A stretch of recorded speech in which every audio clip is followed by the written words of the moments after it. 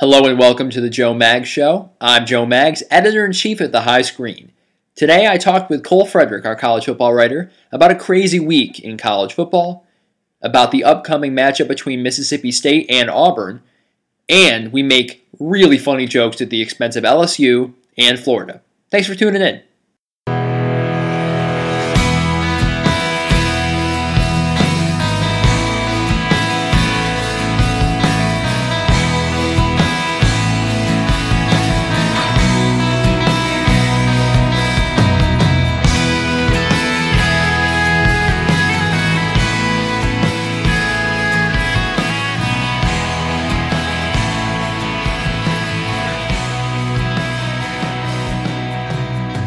Welcome to the Joe Maggs Show, recording on a Tuesday, October 7th. I'm here with college football stud, Cole Frederick. What's up, man? How's it going, man? Dude, I'm doing good. Still reeling from a hectic, crazy college football Saturday last week, man. A lot of big losses from the top teams in the country. A lot of changeover in the polls. We're going to break down those results and talk about a couple pretty big matchups this upcoming Saturday. Guess we'll just start with the losses, man. Oregon, Bama, Oklahoma, A&M, UCLA, all down. What were your thoughts as that was transpiring on Saturday? Trying to keep up with all those games at once was really difficult. I'm sitting here flipping from game to game, trying to figure out who's losing next. I think that the Oklahoma game and the Bama game were ending at the same time, as well as the Notre Dame Stanford game where Everett Golson made that ridiculous throw on 4th and 11. It was really surprising, but I guess we shouldn't have been surprised after watching Arizona beat Oregon on Thursday. I just had a feeling going after that a lot of crazy stuff was going to happen this weekend because there were so many good games and so many big time matchups, especially in the SEC, but even with your Oklahoma and TCU game. It was just one of those weekends of college football that people thought was going to be ruined by the playoff, but it actually makes it even more exciting now that, is one loss going to be ruining for one team, or do they still have a chance? And it's just a ridiculous weekend of football, and the upsets are what make college football one of the best sports there are. Yeah, no, I totally agree with you, man, because it just changes the conversation. It doesn't end it. I think when you have a team that loses in October, in the previous system, there was a real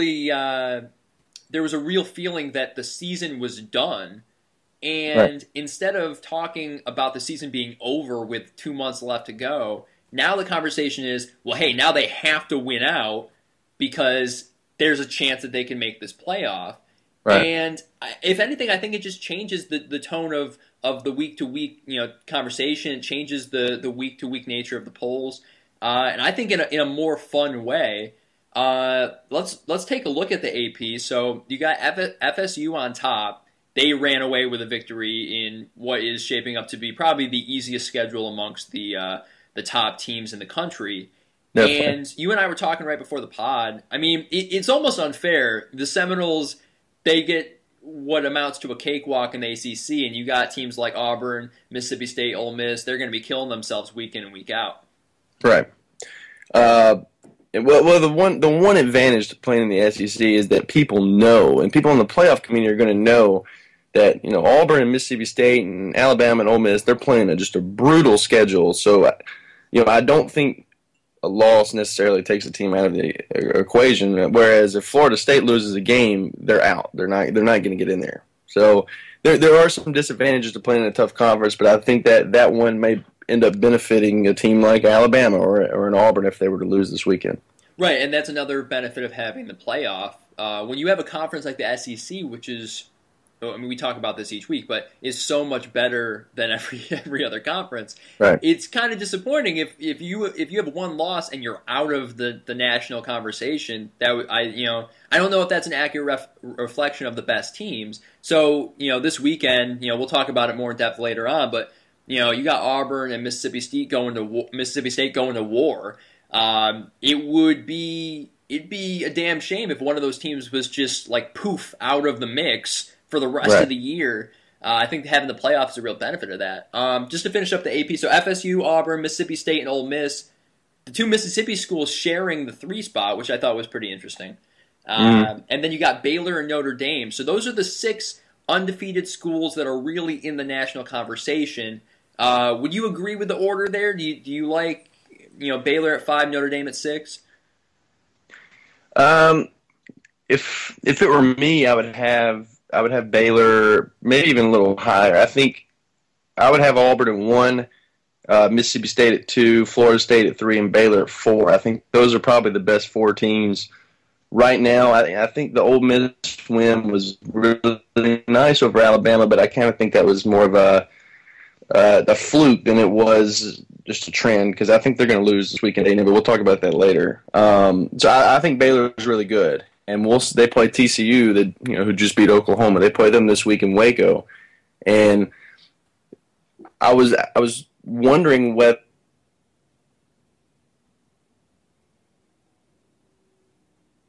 We know their offense is just incredible, and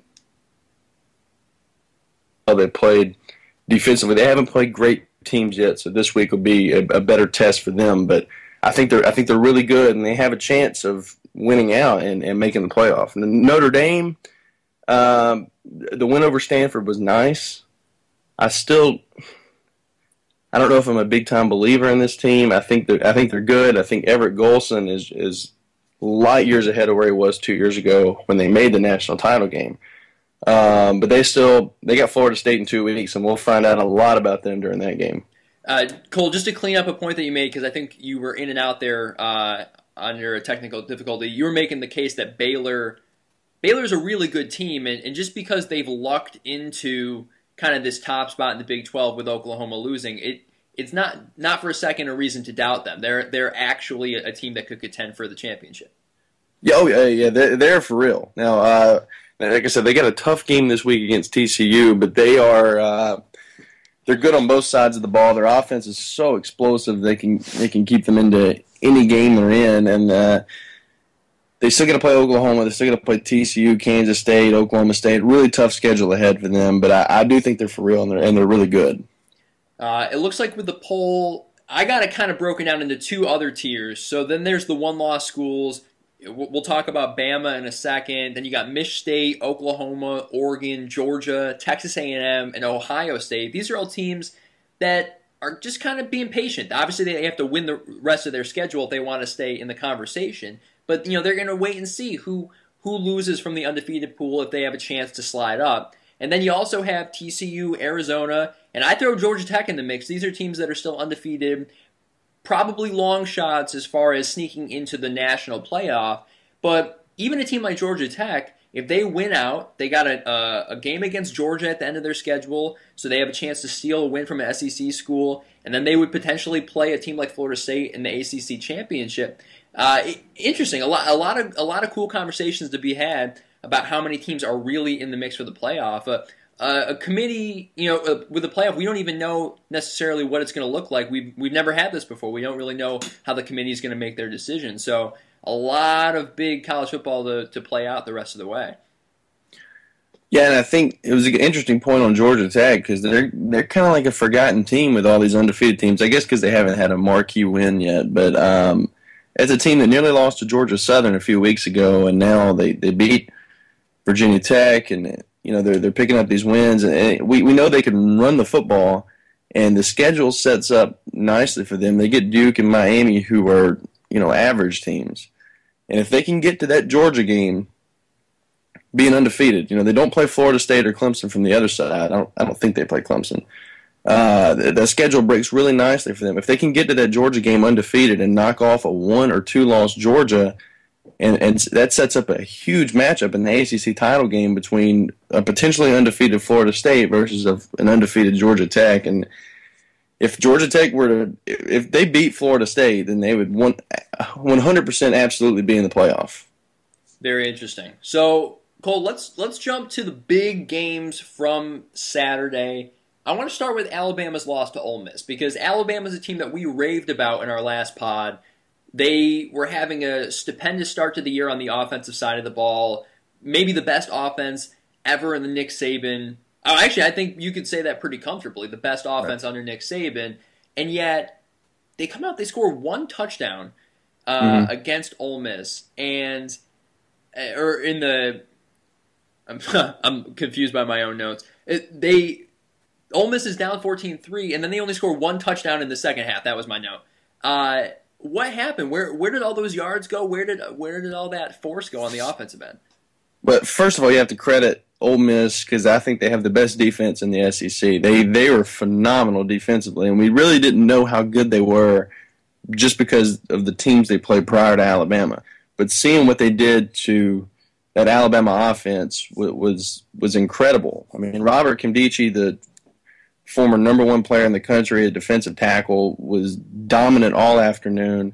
The secondary for Ole Miss, led by Cody Pruitt and Tony Connor and Trey Elston, shut down. I say shut down loosely because Amari Cooper still had 91 yards on 9 grabs, but that for him, that's shutting him down. And they bottled up the Alabama running game for most of the afternoon. T.J. Yeldon still hit 100 yards, but they were, I don't want to say meaningless yards, but he didn't break any big runs, which was really important.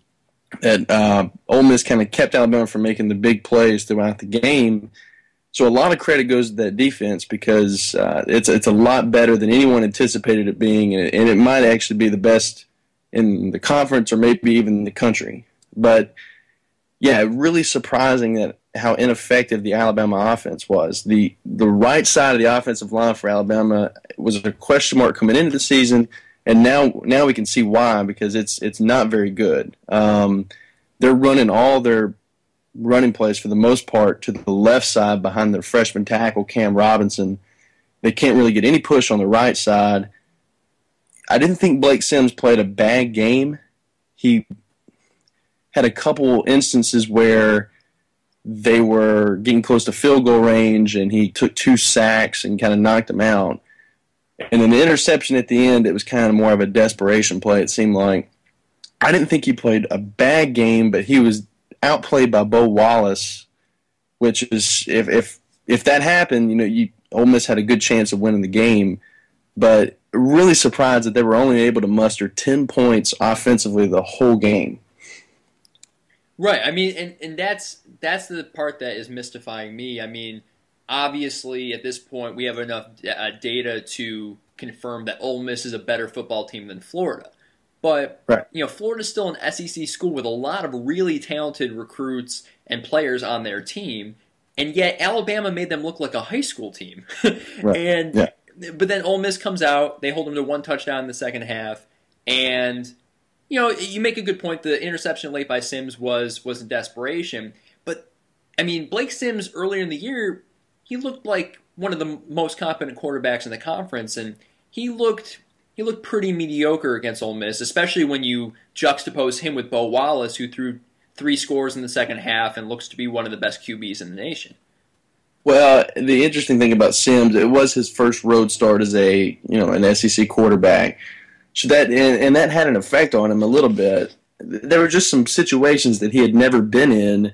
They were blowing out Florida in the second half. The West Virginia game was close, but Alabama kind of had that in control. So this is really the first situation for him where the game is on the line. They're up a touchdown and then tied late in the game. What's he going to do? Really the first time he's been in that situation, which could help down the line. But now that you mentioned Bo Wallace, going into the game, the whole storyline with the Ole Miss offense was if there's a good Bo Wallace, they have a chance of winning. If there's bad Bo Wallace, then they're going to get run out of the stadium.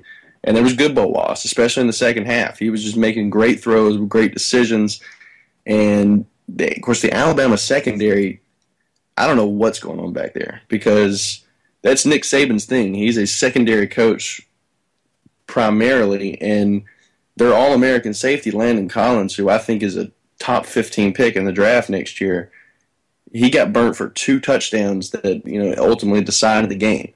So really surprising. I was more surprised at how poorly Alabama played than I think Ole Miss played one of their better games, and Alabama played one of their worst. And if you're an Alabama fan or if you're on the team, you have to feel a little optimistic knowing that that's really as bad as we can play, and we still should have won the game. So that'd be interesting. Obviously, a long season yet, and we're gonna actually. I want to talk about Ole Miss A&M coming up this week, but let's actually talk about A&M and Mississippi State from this past week. A&M got crushed, and actually, I read on Grantland a pretty good comparison. It kind of felt like A&M's victory over South Carolina, just in reverse. Mississippi State just beat the crap out of them. They score 48 points.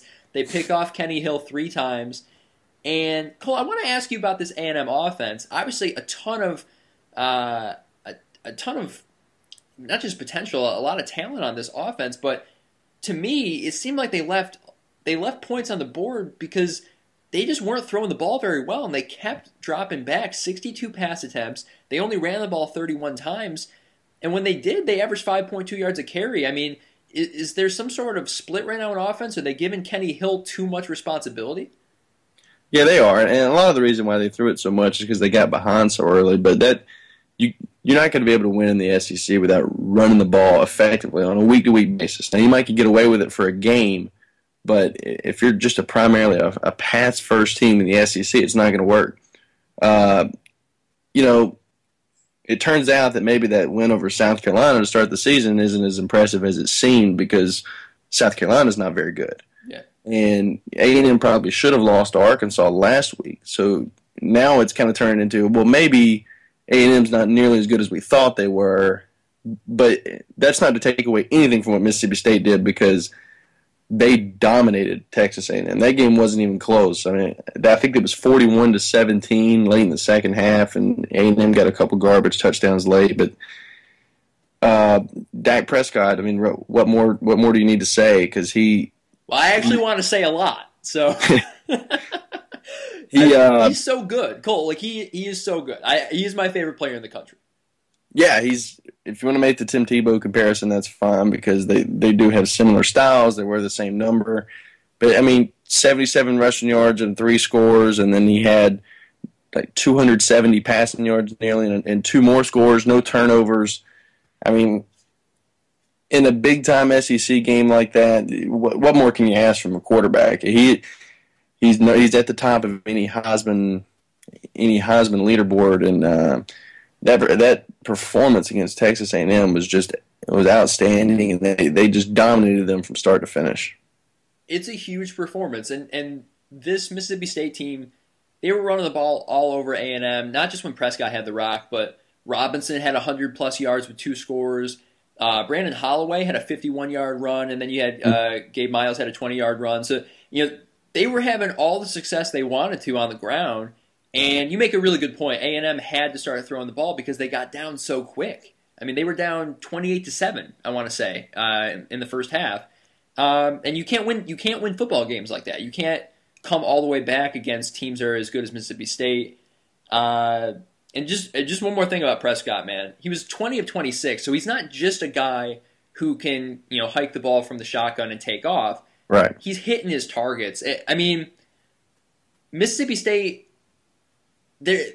I think initially they have this underdog feel because of the history of Mississippi State and how long they've been down. But This is just a really good team. I think we're going to find out this weekend against Auburn. Like, this is just a giant this year. And this is one of the best teams in the country. I totally agree. This is definitely the best team Dan Mullen's had while he's been there, and one of the best teams I can remember State having. I think they had one team with Jackie Sherrill in the late 90s that was really good, but this team, they do everything well. And a lot of questions coming into that game was, could they contain the Texas A&M passing offense? Because statistically speaking, the Mississippi State defense was ranked last in the SEC. And, I mean, Kenny Hill still had 365 yards, but he only averaged 6 yards per pass attempt. And I thought the State defense did a phenomenal job. And then moving forward this week, they have to rebound quickly, and so does Ole Miss, because I think the 2 best teams in the country are playing this weekend in Starkville. So that's a huge matchup between Auburn and Mississippi State, and like I said, probably the best 2 teams in the country to me.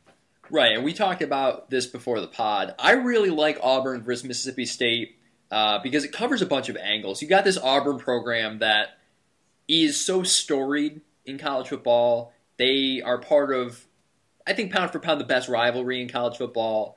And, when you think college football, especially in the last, quarter century, I mean, Auburn's inseparable from, a lot of the best seasons and the biggest moments of college football history. You got Mississippi State.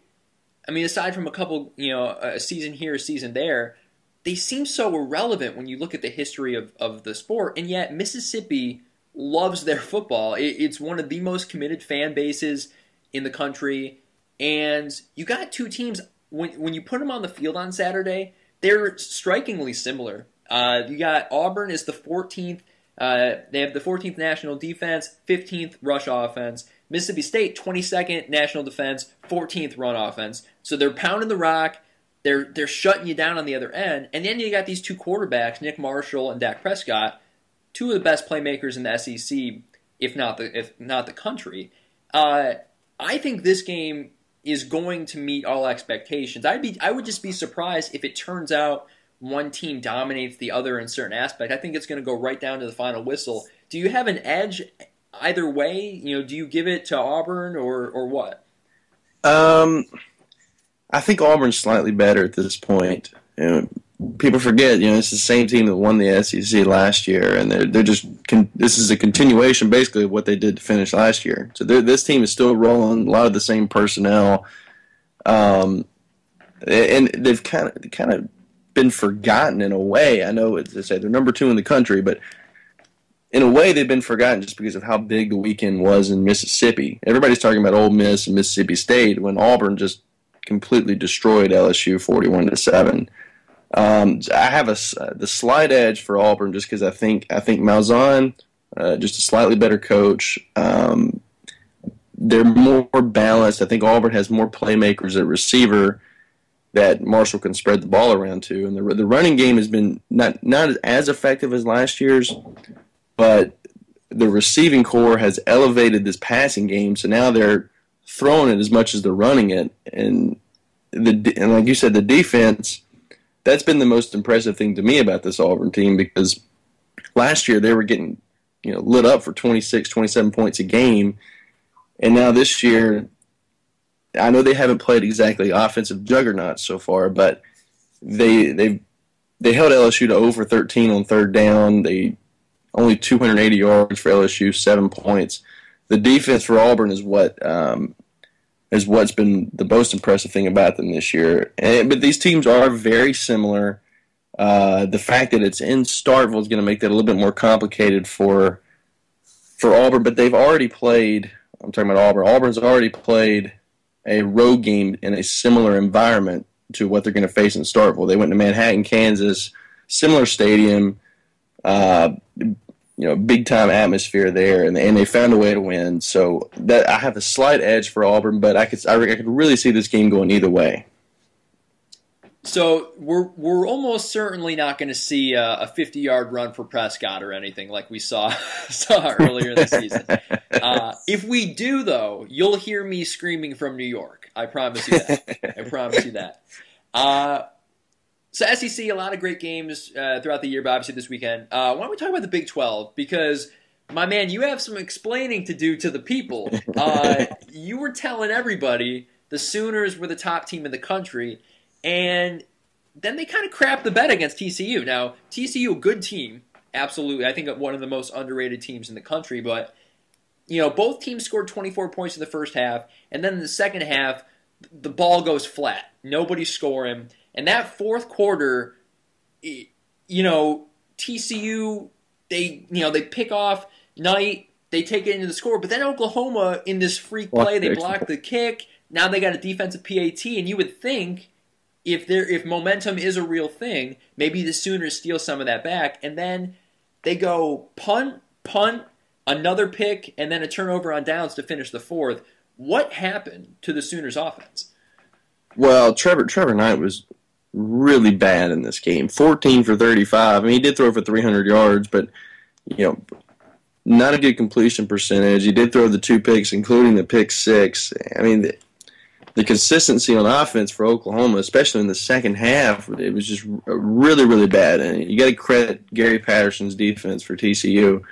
They had a good game plan. They or forcing Knight to make throws that he wasn't comfortable making.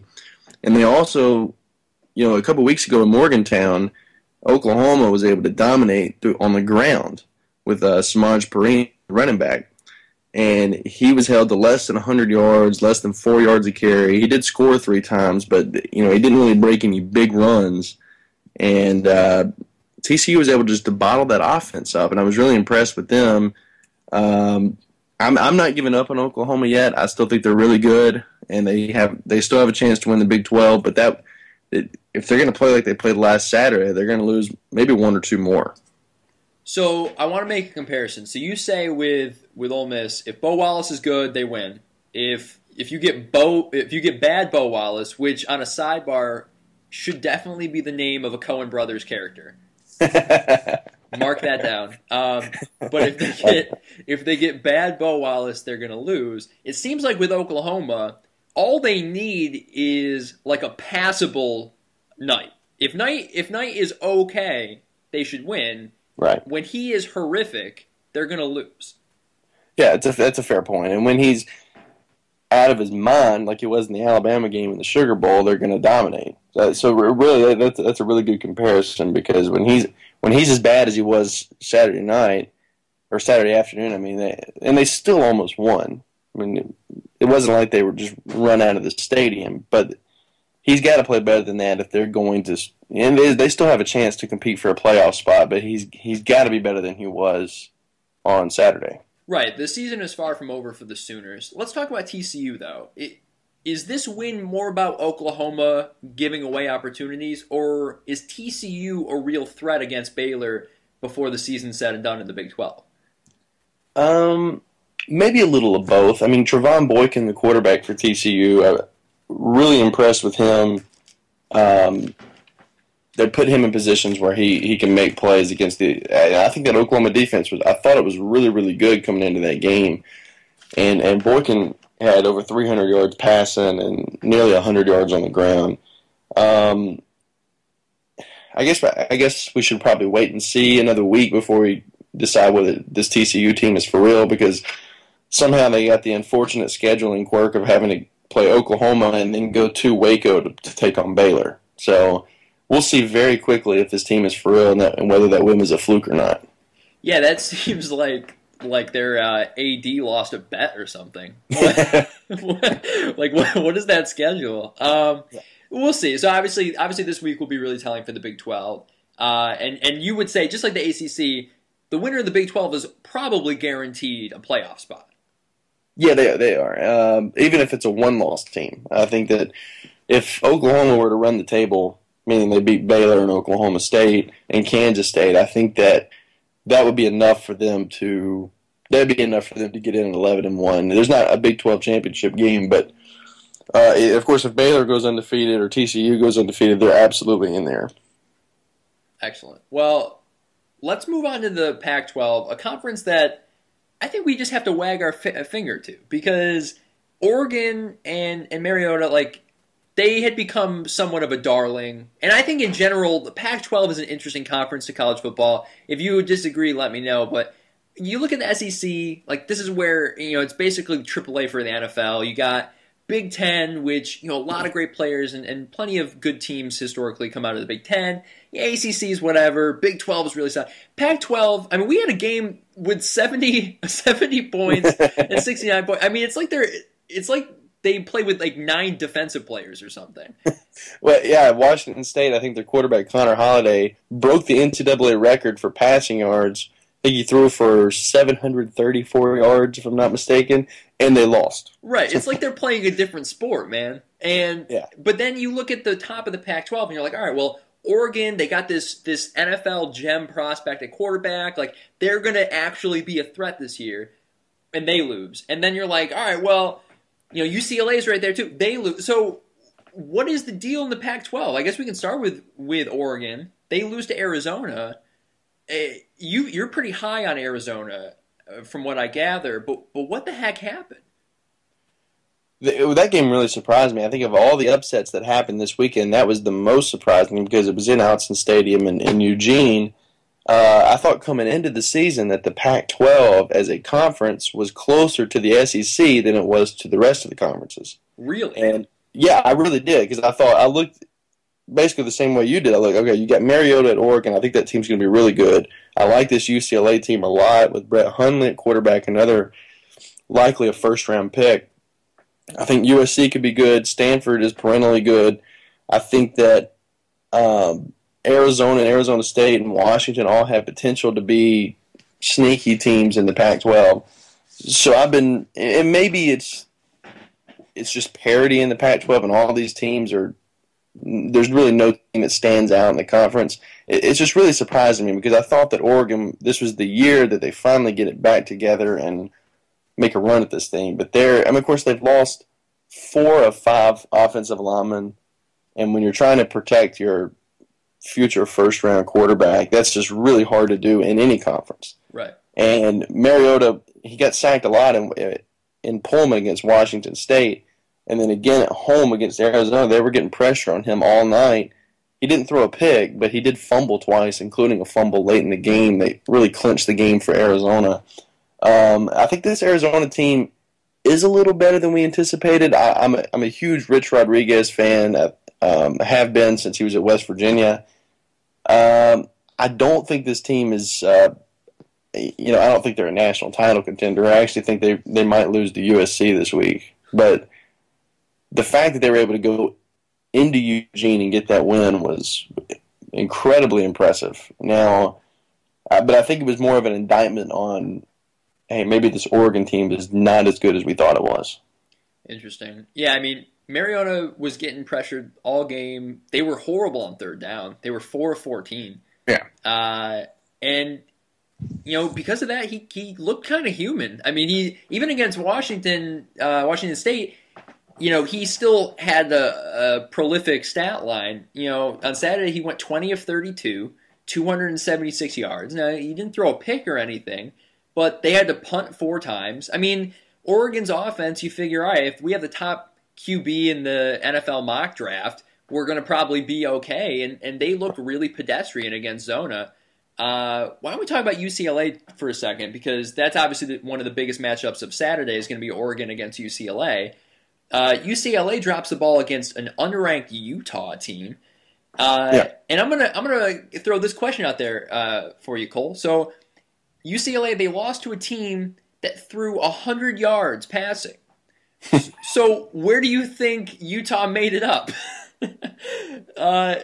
If you guess on the ground, you would be correct because they ran for 242 yards on UCLA. That is a lot of yards.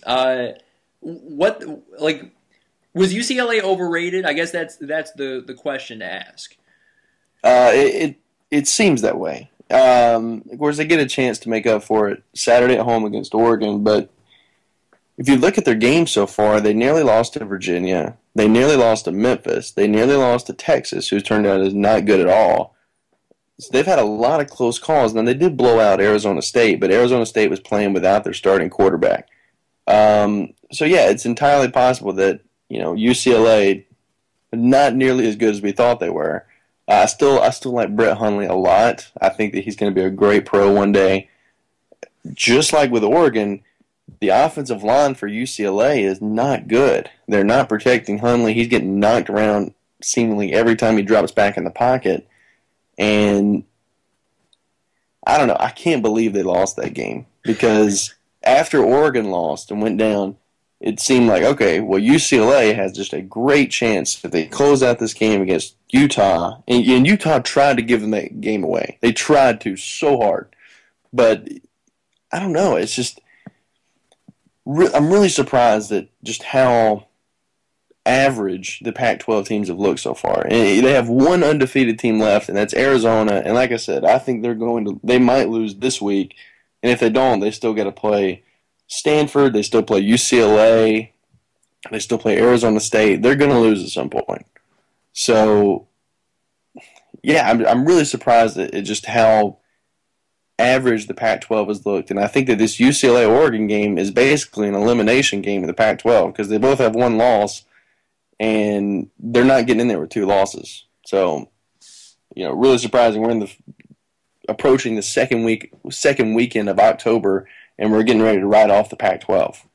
Yeah, it's a bit disappointing. I think maybe the saving grace is, like you said, Oregon, UCLA. It's kind of essentially it's a play in play out game, and it's at Oregon. I think we should expect a pretty big beatdown. I just have more faith in Oregon and Mariota than anything UCLA was doing. I mean, UCLA had to punt 7 times against Utah. That shouldn't happen. I think Mariota's going to come out and throw 350 yards for 3 scores, and they're going to just kind of ride it in. I would be surprised if Oregon lost.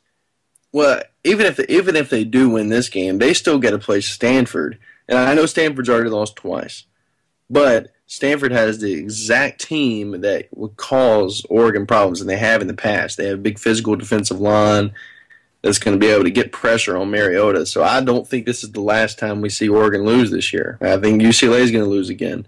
Arizona's probably going to lose a couple times. So the Pac-12 championship is going to involve teams that, at a minimum, have 2 losses.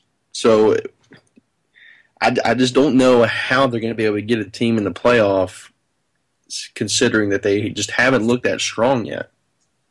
I think there's a very good chance that the Pac-12 comes up empty. Yeah, absolutely. And I think that if you're an SEC fan, that makes you a little bit more excited because that opens the door for potentially SEC team number 2 to make the playoffs. So, which I've said all along, I thought that was going to happen. Some people swear up and down that they're only taking 1 team per conference, but I just think that once all these teams start beating each other up in these other conferences, I just feel like the SEC is going to somehow get 2 teams in there. Well, Cole, this is a brilliant transition into one of my favorite games for Saturday because I think Georgia at Missouri is kind of getting slept on as far as a game that really is going to have a huge impact on the rest of the SEC, specifically the SEC East. If Georgia can win this game, I think we're really talking about them as the favorite to come out of the SEC East. Now, if they end up in the championship game, couldn't you see a scenario where a 1-loss Bulldogs team, they catch the right matchup, whether it's one of the Missouri schools or it's Auburn, they win an SEC championship game, and now all of a sudden they're the 2 seed in the playoff or something like that. I think it's all right there for them, and if they win against Missouri on Saturday, maybe they control their own destiny. Do you agree? Do you disagree? What do you think from this game? I absolutely agree. They still have the best player in college football, in Todd Gurley, who threw a 50-yard touchdown pass the other day. He's phenomenal. You really can't stop him. I don't know if Georgia's capable of running the table. They get Auburn at home, which is nice, but they still have some tricky games left on the schedule. At Arkansas next week, not an easy game for them. But yeah, if they beat Missouri this week, it's set up where they could potentially make a run at a playoff berth. I still don't trust Hudson Mason at quarterback. The defense has been torched by South Carolina and Tennessee already. So I still have some question marks for this team. I think they beat Missouri, but I don't know going forward. They have a chance just because they have Gurley on their team. But I feel like this team is going to lose another game at some point. And interestingly enough, the winner of the Missouri-Georgia game the last 2 years has represented the East in Atlanta for the SEC title game. So this is a huge game for these teams this week. And I wouldn't sleep on Missouri because if they win this game somehow, now you're talking about a team that's already beaten South Carolina. They've already beaten Georgia. They're in the driver's seat to win the East. Yeah, I feel like if Missouri wins this game, I mean, they actually control their own destiny. But yeah, we'll see. I mean, if Georgia gets a big game from Todd Gurley, most times they're going to win. I mean, I guess maybe against Auburn you could still see a scenario where Auburn contains Gurley and stifles everything out. But we'll see. I like this Georgia team if for no other reason that they have Todd Gurley on it. Yeah, that's a good reason. It's a pretty good reason. All right, so let's talk about this weekend. Again, it's a little bit more quiet compared to last week. You got some teams that have quote-unquote easy matchups, games that they should definitely win where, the Vegas odds are going to be double digits in their favor or at least close to it. But I'm going to throw these games at you, Cole. I want you to give me straight up if you think it's an easy game or if you could see a scenario where they lose. Let's start with FSU at my Syracuse Orange. Don't be harsh. Just give it to me straight. Can Syracuse contend in this game at all? Maybe for a half. I'll give them that. I think that Florida State's gotten out to slow starts in pretty much every game this year, and Syracuse played Notre Dame semi-competitively a few weeks ago, and I think that being on the road, maybe Florida State's not going to lose. Don't get me wrong, but maybe they have some trouble early on, but they're just too talented for that game to be close at the end.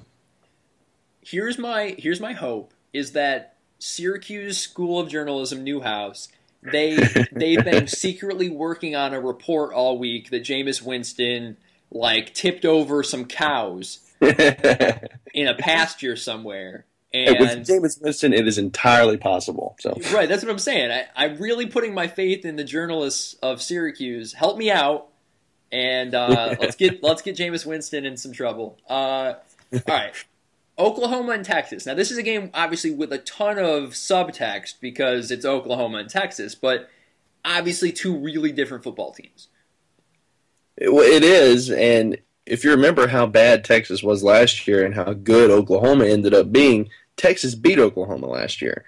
So Oklahoma should not take this game lightly, but I think that losing to TCU is going to be good for Oklahoma going into this game because I think they're going to dominate Texas.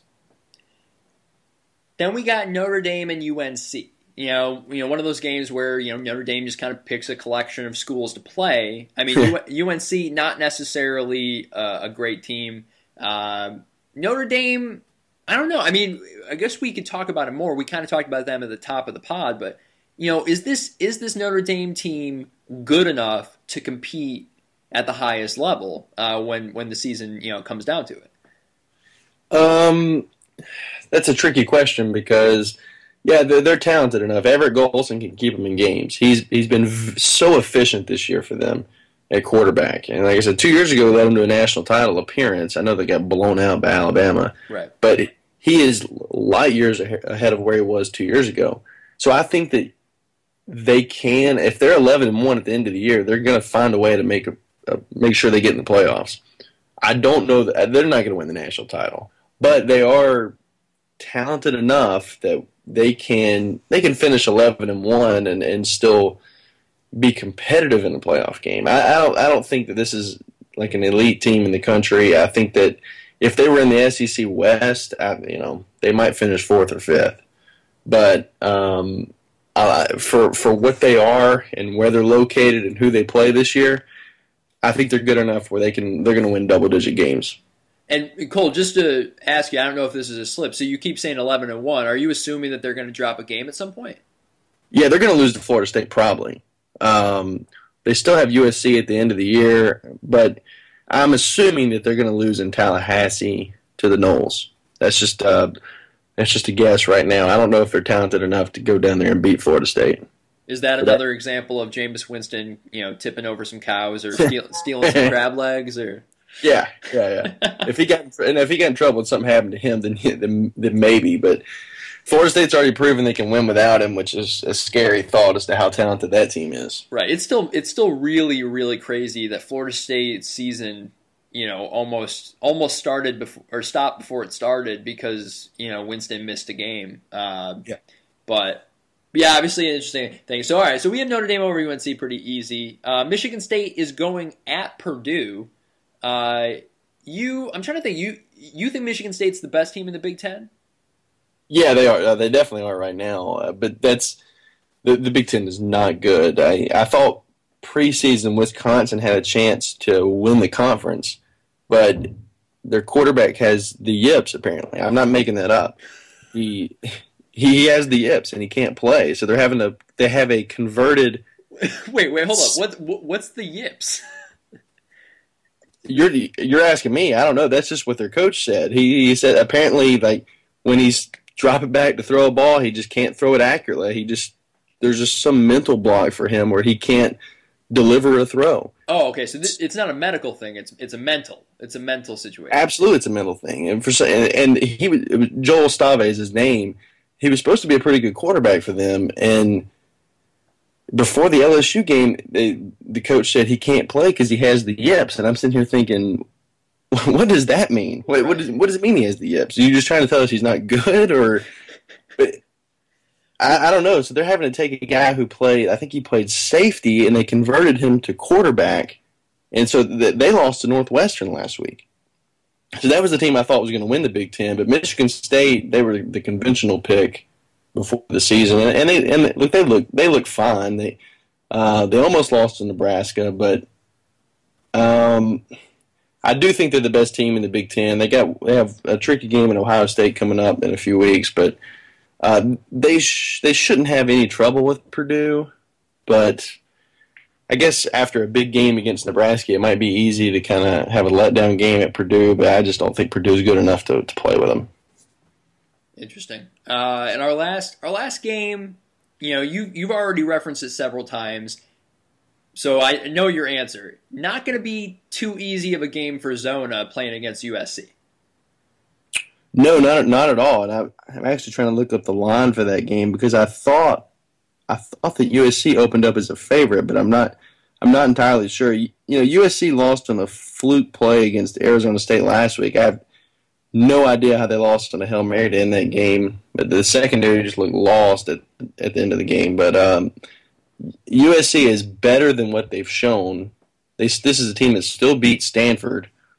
They've just been up and down all season, losing to Boston College, beating Stanford, losing to Arizona State. It's really hard to tell what to make of this team, but it would be very easy for Arizona to beat a team like Oregon and then turn around and have a letdown game against USC.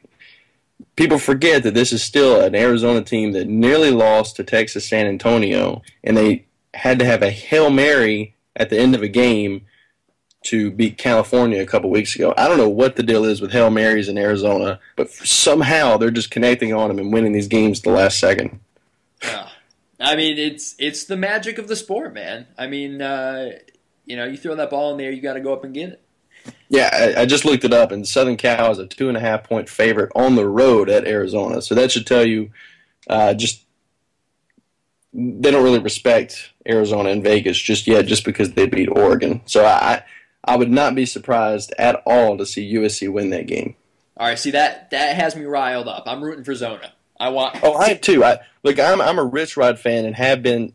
I thought he got a bad rap at Michigan. They didn't really give him a chance there, so I've been pulling for him at Arizona the whole time. It's nothing delights me more than seeing him undefeated at Zona while Michigan is 2-3, I think, or 2-4, and about to fire their coach. Yeah, this whole Michigan coaching thing the last decade has been really strange. Michigan is a blue blood. We talked about this before the pod. Is Auburn, would you even consider an Auburn or, that kind of school blue blood? I mean, Michigan is rooted in the century-old tradition of college football. So I get all that. But, they're running Brady Hoke out of town here. They did the same thing to Rich Rod. They have a really unstable situation. And I don't know. I feel like they're making it look really hard to recruit good football players to Michigan and win football games. It shouldn't be that difficult. No, it shouldn't. Not only just getting good players, just getting the right coach in there. The talk when they hired Brady Hoke was that they finally got him a Michigan man. They got whatever that means. I don't know what that means because he didn't go to Michigan. I think it means he has a tattoo of a Wolverine. That's probably accurate because I don't know how Brady Hoke would be a Michigan man, but I mean he went 11-2 his first year. Took him to the Sugar Bowl, but with Rich Rod's players, I think Rich Rod would have done the same thing if they would have kept him there for another year. So I don't know where Brady Hoke's done. I mean they're going to fire him, but I don't know where they turn next, and I don't know who would want that job. You're going to hear Jim Harbaugh rumors, John Harbaugh rumors, maybe even Les Miles if things don't go so well at LSU the rest of the year. But I don't know why those guys would take that job because it is a mess right now, kind of like Miami. Yeah. When I think of Michigan, this current era of Michigan football, I always come back to I think one of the best what ifs in sports probably over the last maybe even 20 years, but definitely the last decade is the recruitment of Terrelle Pryor. Yeah. I think if Pryor, you and I have never talked about this. I'm really fascinated by that whole thing because he picks Ohio State, and it really doesn't work out for anybody. I mean, it like ruined Rich Rodriguez's tenure before it started at Michigan. Ohio State, they lost in one title game, right, with Pryor. They lost. No, they won a Sugar Bowl over Arkansas. Right. I'm trying to think. I don't think they actually made the title game with Pryor. They made a couple Rose Bowls and they made a Sugar Bowl, but I don't think they made the national title game. Right, and then of course Tressel ends up, having to leave, but before it's all said and done, it just was a mess, the whole thing. And when Rich Rod went to Michigan, I feel like it was just accepted. He was going to go to Michigan. He was going to get Terrelle Pryor to run his system, and they were going to win, a dozen games every year while he was there, and none of that happened. If it is a great what if, because I think that if Pryor would have gone to Michigan in Rich Rod's system, which would be perfect for him, they would have been in national title games probably. I mean, they would have been that good. He was so perfect for that system, but ended up going to a pro style system at Ohio State where Jim Tressel just didn't know what to do with him. So. Yeah, really unfortunate, but I'm sure Rich Rod's probably happier where he is now than, trying to sort through that mess in Michigan. Yeah, I mean, it just seems like somebody told Terrelle Pryor the wrong thing. I mean, he was trying to be an NFL prospect before he was even playing for a college team, and right. I think you have to be somewhat aware of that. I mean, look where it got him. I mean, Pryor wasn't even a top pick in the draft, and obviously his off the field concerns, affected that too, but he ends up being kind of a laughing stock, pseudo quarterback in Oakland, and you can kind of put his face on the mess that is Oakland Raiders right now.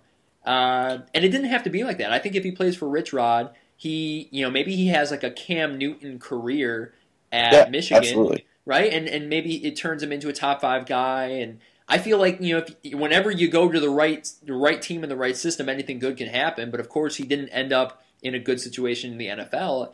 I think it just worked out really poorly for everybody, which is too bad.